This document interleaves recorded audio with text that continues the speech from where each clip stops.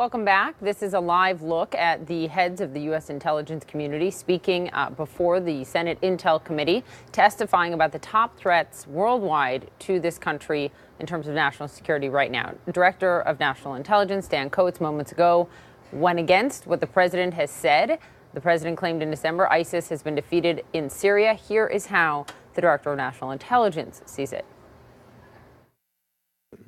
While ISIS is nearing territorial defeat in Iraq and Syria, the group has returned to its guerrilla warfare roots while continuing to plot attacks and direct its supporters worldwide. ISIS is intent on resurging and still commands thousands of fighters in Iraq and Syria. You can't put too fine a point on it because you have the nation's senior-most intelligence chiefs, all of them appointed by this president, contradicting the president on virtually all the national security priorities here. On ISIS being defeated, no. On North Korea no longer being a nuclear threat, no. Says the Iran deal may lead Iran to resume nuclear activities and that Russia is still attempting to interfere in elections. I mean, it's Barbara Starr, you've covered this for a long time. At the start of the hearing, Dan Coats said they're going to speak truth here. And it struck me that that was a message perhaps to the president, but these assessments contradict the president, do they not? Well, let's just take the question of ISIS for the moment. Look, ISIS is an ideology. Bombs and troops do not kill off ideologies. We all know that. We've known that since the days of 9/11. So there may be some type of reduction in the physical caliphate, but this is a movement that is still very much alive. And when he talks about a guerrilla movement, look, you only have to remember it was just a couple of weeks ago that very sadly 4 Americans were killed in northern Syria in a suspected ISIS suicide attack outside that restaurant in Manbij. So we already see ISIS in this guerrilla mode. But what's so interesting about what the Director of National Intelligence is not saying, but hinting at, what is the actual strength of ISIS? So they have thousands of fighters, but what do they have in terms of money, communications, organizations, ability to inspire people via cyber or in a literal sense? What kind of networks do they have? That's the real question here, of course. Just to have thousands of fighters, very serious. They can launch local attacks. They can do all sorts of things. But from the standpoint for the security of the United States, what is their capability to inspire, organize, and launch an attack against the United States? Do they have communications? Does ISIS leadership have communications with ISIS adherents, ISIS loyalists here in the United States, in Europe, people that might attack against U.S. interests? That's really one of the very central questions in this assessment. And let's take a moment as we look at sort of the broad global threat assessment here to the FBI Director Christopher Wray speaking just moments ago about Russia.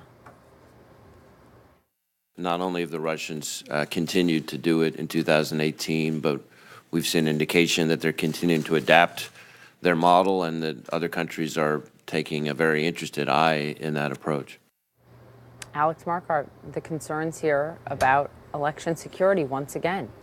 Yeah, Poppy, what was really interesting here is that right out of the gate, election security was the first thing that the Director of National Intelligence, Dan Coats, mentioned. This was before he got into Russia, Iran, North Korea, and China. Election security was something that he wanted to hit right off the bat, and he said that countries, not just Russia, are looking at 2016, 2018, at what was accomplished then, and are looking ahead to 2020 at what could be a very different landscape, suggesting that they liked what they saw in 2016 and 2018, that they're going to refine what he called their toolbox. 2016, of course, a very dramatic election in which we saw the Democratic emails hacked into, of course, a massive disinformation campaign from Russia. 2018, they note, the midterms did go relatively smoothly, and Coats did make an effort to note that there has been no evidence that any of the voting infrastructure has been hacked into. But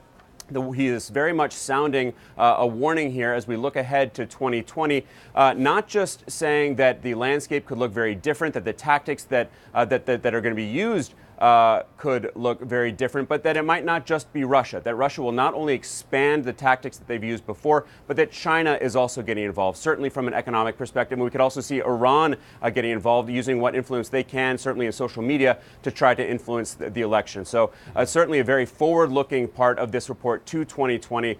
Sounding alarm there that the playbooks essentially are being ripped up by Russia and the others and rebuilt. But what that's actually going to look like, we don't really know.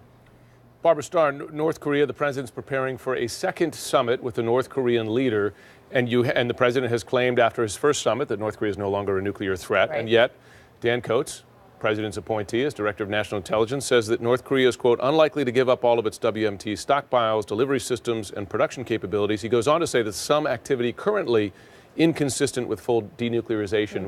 What does that do to the president, to the administration's goals for a second summit here, if his intelligence community is telling him they're not going to do what you say they're going to do?